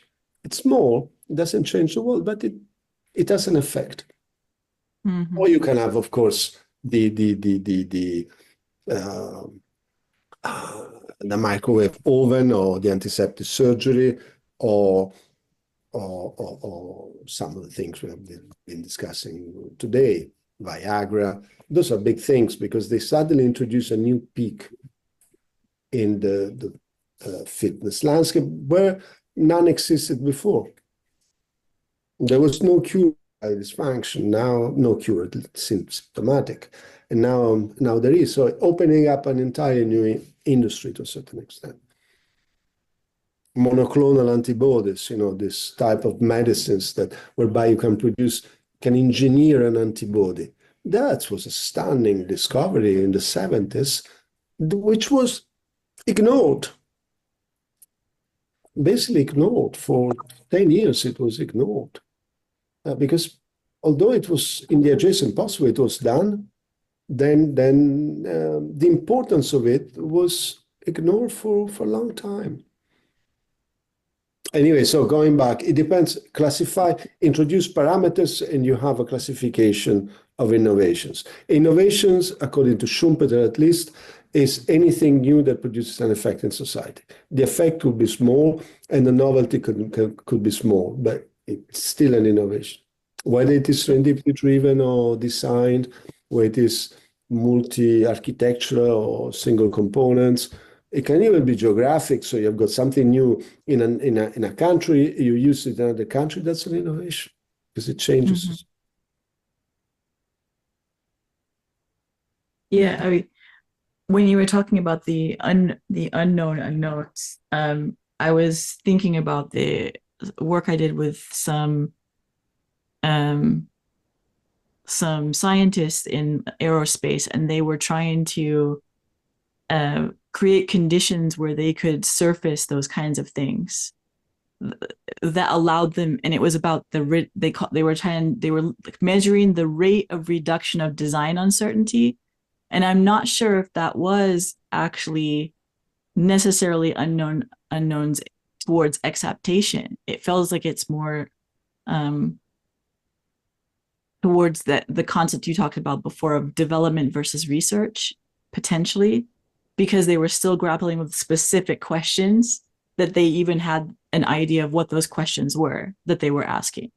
Science advances in multiple ways, and none of which is better than the others. We need them all. So Yeah.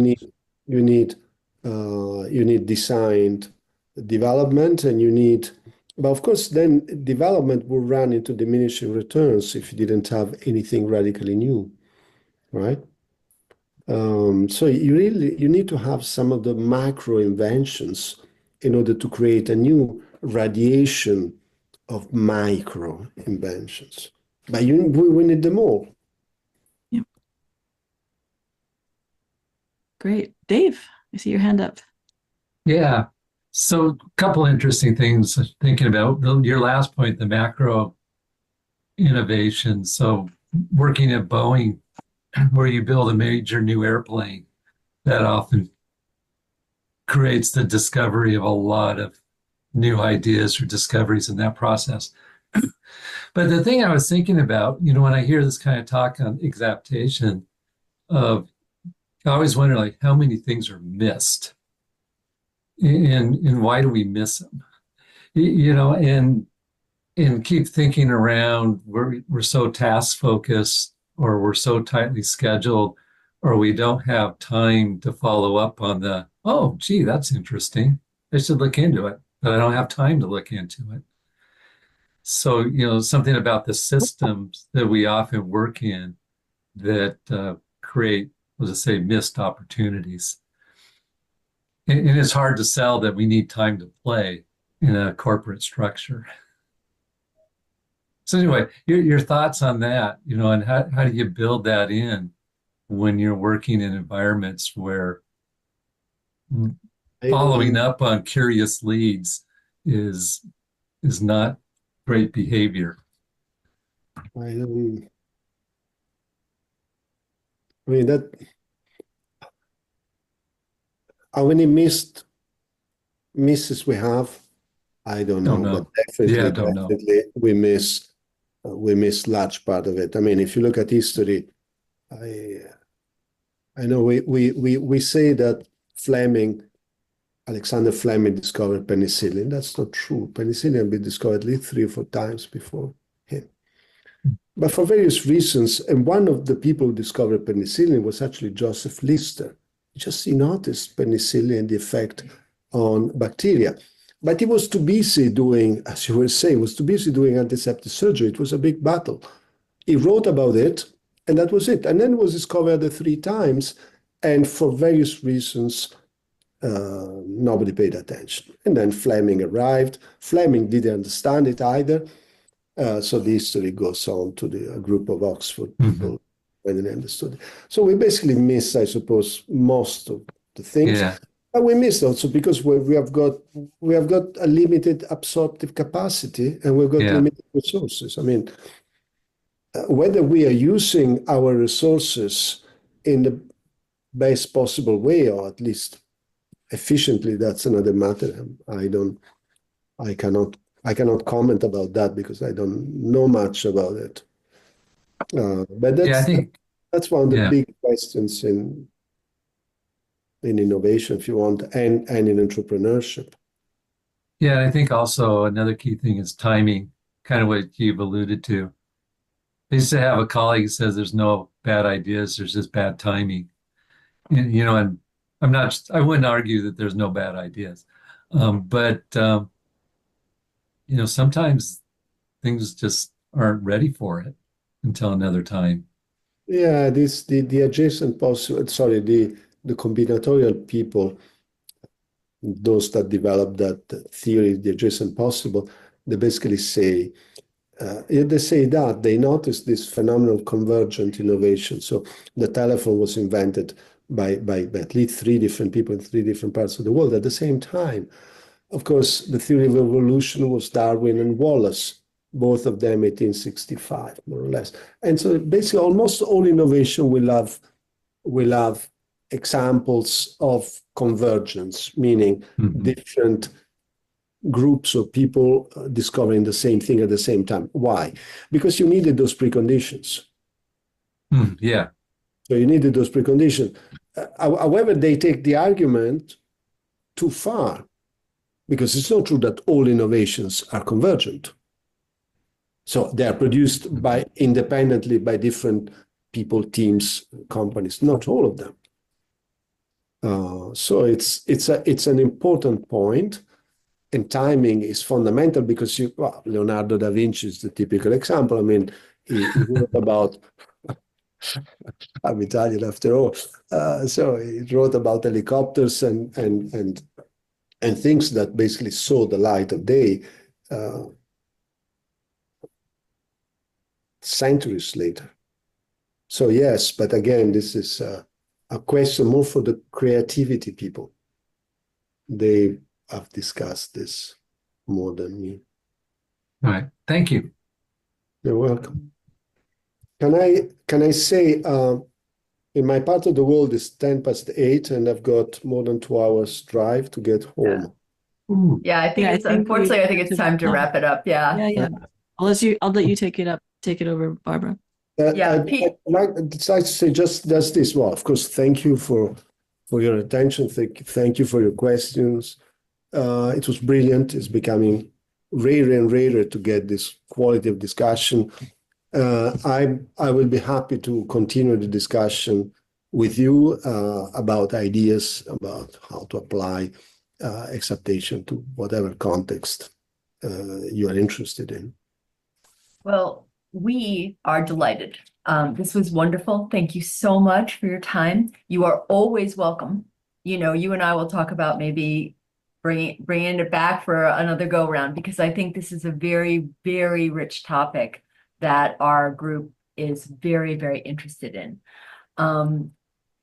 I think we've dropped in enough places to find your research is there any place else that I mean, I really enjoyed your chapter in the very large book, Complexity and Management, the Peter Allen edited book. Yeah, Bill McKelvey, yeah, I mean, I really enjoyed that. So I would recommend that book. It's very expensive, but libraries have it. Well, I can send, of course, I can send a Brilliant. paper. I think people would love that. And as I say, Jocko will add all of the resources to the video when it's ready in about a week. Jocko, did you have anything else you want to add? No, this is awesome. Okay, I could go on great. for hours. Yep. Yes, we could. Pierpaolo, again, thank you so much. Thank you to all of you for coming by and helping us have this very rich conversation about exaptation.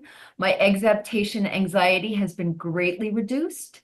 And so once again, thanks to everyone, and we'll see you soon. But a quick tease. Next month, mark your calendars, May 7th, which is a Wednesday, we will be joined by Jean Bolton to discuss her new book, The Tao of Complexity, along with many other topics. And May 13th, we have another guest scheduled who has to be confirmed, but that would be Matteo Mosio, co-author of Biological Autonomy. So mark your calendars, and I hope we all see you all again soon. So thanks, everybody. Bye. Thank you.